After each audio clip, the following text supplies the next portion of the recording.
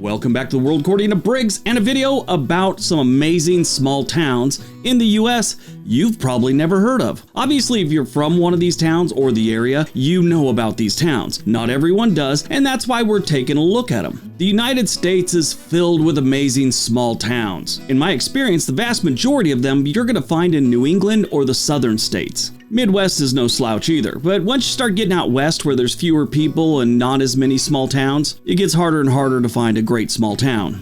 As we go through this list, if you live in one of these small towns, we would love to hear about it in the comments section, or maybe in a future podcast with us. Alright, before we get going, please hit that like button, let us know which one was your favorite. Let's take a look.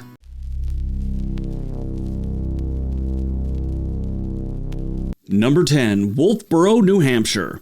Wolfboro, New Hampshire has a long history and a special title, the oldest summer resort in America. This place started to become popular way back in the mid-18th century. You know, the place has been around a while when drunk old men at the bar couldn't even exchange Revolutionary War stories because it hadn't happened yet. This is a beautiful small town that sits right on Lake Winnipesaukee, and it's easy to see why people have loved coming here for a very long time.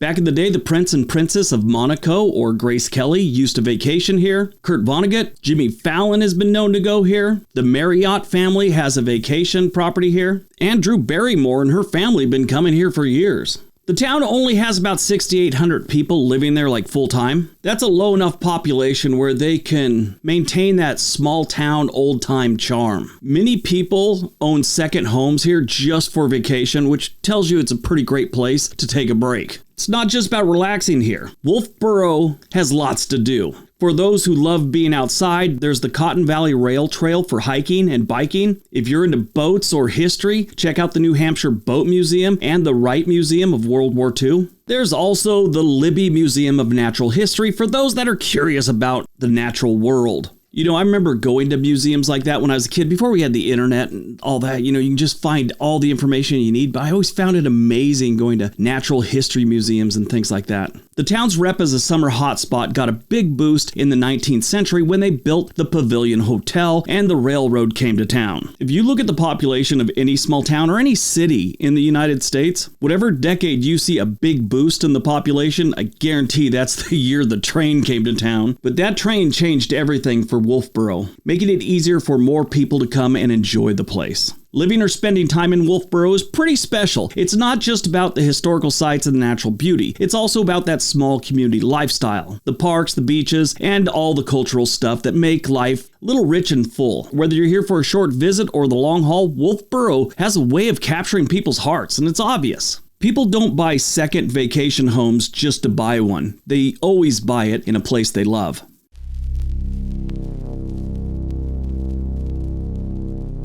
Number 9, Shipshewana, Indiana. Shipshewana is a charming small town filled to the rim with Amish and Mennonite people. This is a very small town that had a population of 658 residents in 2010 that jumped up to 839 in 2020. This tiny town offers a glimpse into a simpler life that harks back to the essence of the American Midwest. The town's name comes from its indigenous heritage, being named after a local Potawatomi Indian, and it's maintained a functioning post office since 1889, further anchoring the sense of historical continuity. Spanning a modest 1.18 square miles of land, Shipshewana is a picturesque enclave of peace and tradition, untouched by the sprawling development seen in much of the country. It's like every time they go to build a new housing area in this state, they skip past Shipshewana. Which, if you talk to the locals, they're fine with that. This town even has a Amish and Mennonite museum, a beacon for visitors seeking to understand the history and lifestyle of the Amish and Mennonite communities. I find those people interesting. I was just talking about it on a live stream. I talked to them a couple times on Amtrak trains. They always ride the Amtrak. So when you go here, it's more than just a place on the map. It stands as a living museum of traditions and tranquility. Whenever you have Mennonites and Amish, things are a little bit slower, not like the fast-paced modern world. They don't hang out in those areas. So if you want a slower life, find out where the Amish are living. You don't have to live in their community, but just the area tends to be a little bit slower.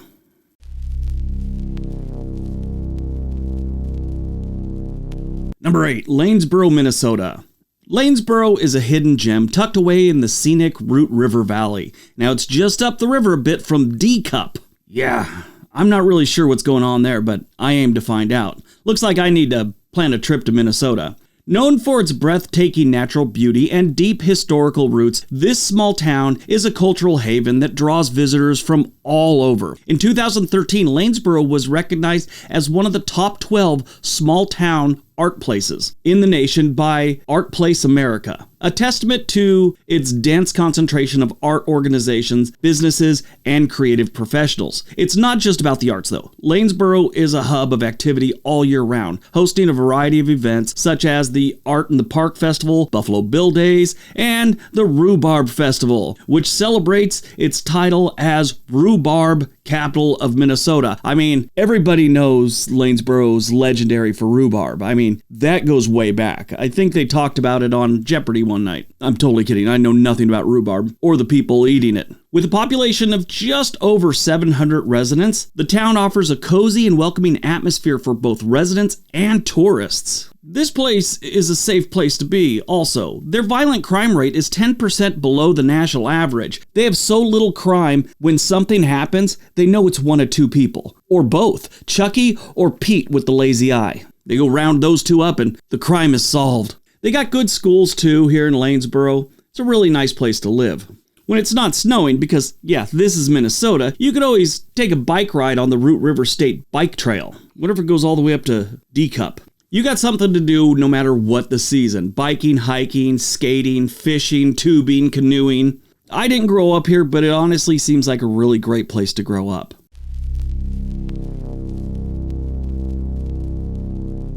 Number 7, Little Compton, Rhode Island. You know, if I was the mayor of Little Compton, I think the first thing I would do in serving the people of my community is get rid of the name Compton. You know, it always sucks when something not related to you just messes with you and ruins something for you. I mean, Compton, California has gotten better, but it has such a bad reputation. This thing's all the way across the country. It's got the word Compton, and that's the first thing people not from the area think about is Compton, California. Little Compton, Rhode Island is a charming and historic coastal town with a population of about 3,400 residents. This adorable small town was originally home to the Sakonnet Indians, before being incorporated into the Plymouth colony in 1682. By 1747, Little Compton became a part of Rhode Island and is known for having the state's only official town common, which is listed in the National Register of Historic Places. Amazing! Little Compton is awash with landmarks that reflect its long-standing heritage and natural beauty. They've got a lot of old buildings here, including the Sakonnet Point Lighthouse. It was first lit in 1884 and meticulously restored in 2012. They also got Fort Church, which is a World War II structure named after Benjamin Church. Little Compton's Historical Society was founded in 1937. And they are obviously the driving force behind a lot of this restoration that goes on here. They got a YouTube channel. I watched a couple of videos. It was really interesting. I normally hate mentioning like historical societies or anything about any town because they get on my comment section or they send me emails listing like, it's always like 50 minor details I should have mentioned when I was talking about the town. I mean, they mean well, but they just sort of sometimes remind me of those Star Trek people. They're just super obsessed with this, very interesting thing that they're into. I always got to tell them, yeah, thanks for the information, but that's a 15-minute video. What you're talking about is a 2-hour video about Fort Church. But Little Compton is a beautiful small town. They have an old cemetery in town, and if you want to, take a stroll through history, go look at some of the dates on those headstones there. It's very interesting. It's far enough away from the bigger cities where it's just a relaxing place to be. I mean, it's south of Fall River and west of New Bedford. It's also right across the water from Newport, kind of. So if you want to go to Newport, you got to almost drive all the way up to Fall River and then come back down.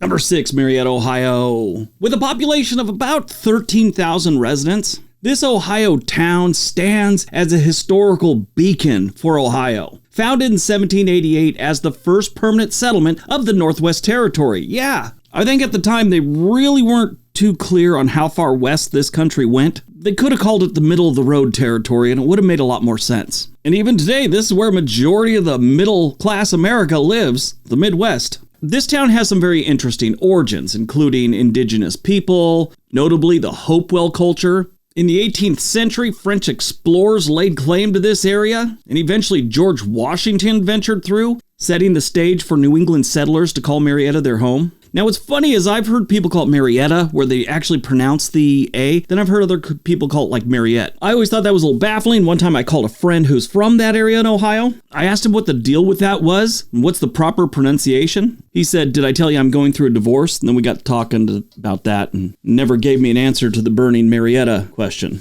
Today, Marietta is a great place to visit with tons of activities and sites for history buffs and outdoor enthusiasts. If you do visit, look up this thing called Hidden Marietta. It's interesting. They got the Ohio River Museum. During the summer, though, this is when you want to go visit. Maybe you'll move in after that. Winters can get rough, but the summers are amazing. You can go kayaking, you can go for a bike ride, you can go see a castle. Another great thing about living here or visiting here, it's almost the furthest you can get away from Toledo and still be in Ohio. Unlike most places in Ohio, Marietta has a crime rate that is 22% lower than the national average, and their violent crime rate is 80% below the national average. They have a lot of pretty good festivals here in Marietta. The Ohio River Sternwheeler Festival and Rivers Trails and Ales Festival celebrate the local community spirit with outdoor activities and craft beer. How could you go wrong with that?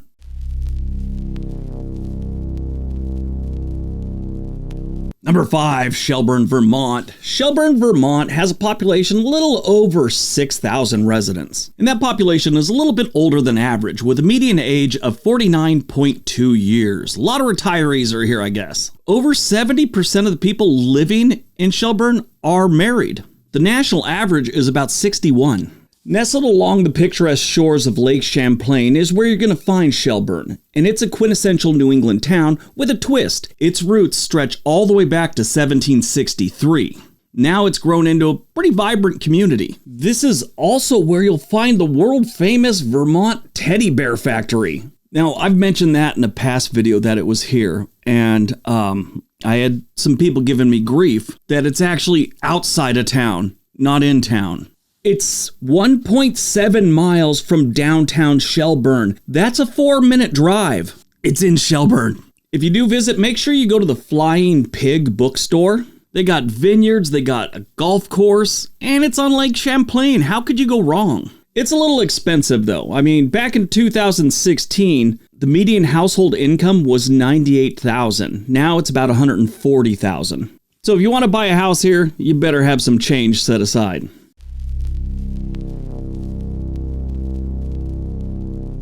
Number 4, Damascus, Virginia. Damascus is also dubbed Trail Town, USA, and it's a treasure tucked away in Washington County, celebrated for its ease of access to a plethora of outdoor adventures. That's what their website says, a plethora of outdoor adventures. This charming town is a paradise for those who love the great outdoors. It's a beautiful area. If you've never been to this part of Virginia, you need to. It's a great place to visit. It's been a few years since I've been there, probably 12, but it's right there in the Appalachian Mountains, and it's not too far from the Tennessee border. That's like right down the road. And if you go east, southeast, I guess you could say, you'll find North Carolina border. I have an Army drill sergeant that I had many, many years ago. He worked for the school district out this area. That's not a plus for the town. That's actually a negative. Stay away from angry bald men that have a sour disposition about everything. And you should be fine.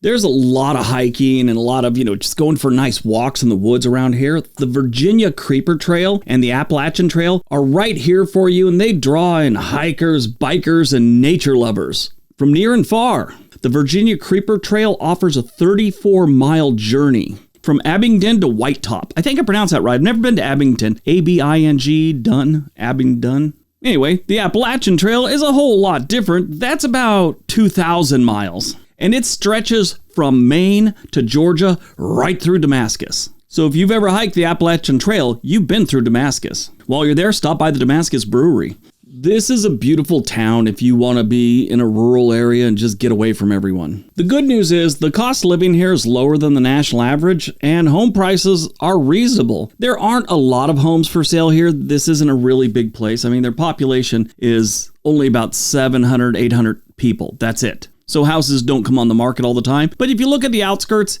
I'm sure you could find something.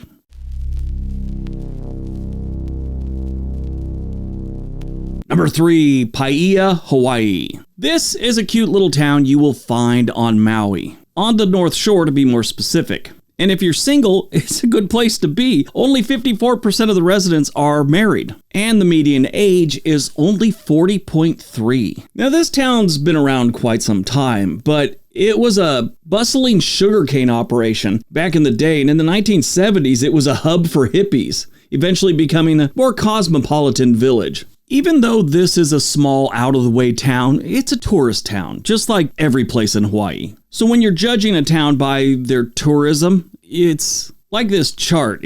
Are they all about tourism, or is that just part of their economy, or is it just a small part of their economy? This seems to be more of a small part of their economy. People actually live here and have normal lives without selling t-shirts and shaved ice, even though they do have a shaved ice place here. What is the deal with Hawaiians and shaved ice? I had a little Snoopy shaved ice thing when I was a kid. I never thought about going into business with it. Now, it is the North Shore, so if you like to surf, this is a great place to do it. It's got, the entire town surrounded by lush tropical landscapes. It's Hawaii. You really can't go wrong. The downside is, it is Hawaii. It's going to be expensive both for housing and just normal cost of living. So keep that in mind.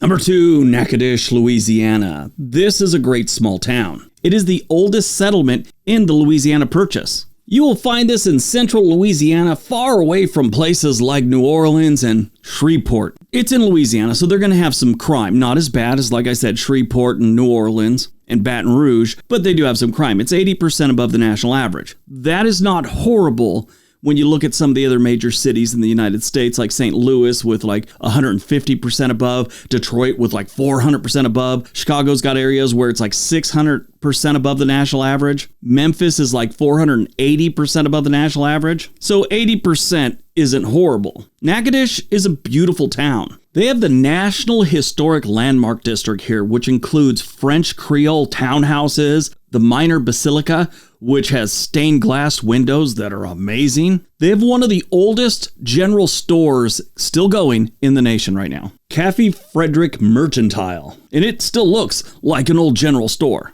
Now, this one almost is too big to be a small town. It's actually close to being considered a town. It's got about 17,000 residents. But it is out there in the middle of Louisiana, away from all the other big cities, so it's kind of nice.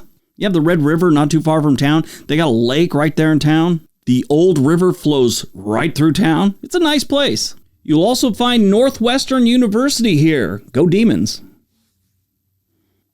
All right, if you're thinking about moving to one of these towns, there's a link for a website called Home and Money in the description area below. You can click on that link. They'll take you to a website that'll help you get in touch with a real estate agent anywhere in the country. Has a bunch of other cool tools on there to help you in your home buying journey. All right, on to number 1.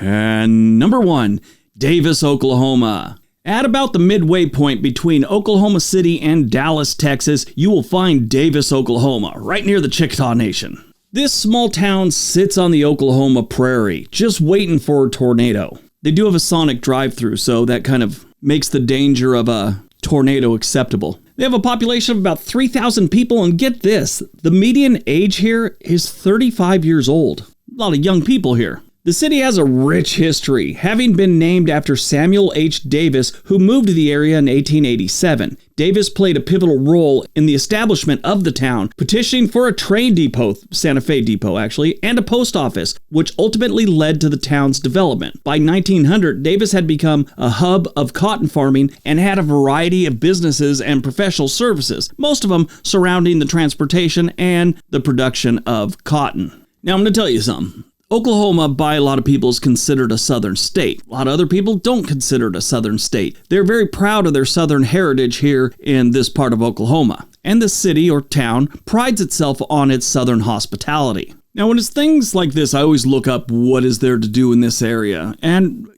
there's some things to do. They have a river and these people go fishing. A lot of camping is done here. But they also are into ATV and motorcycle riding.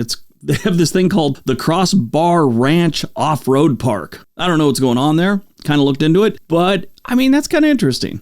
I was big into that when I was a kid.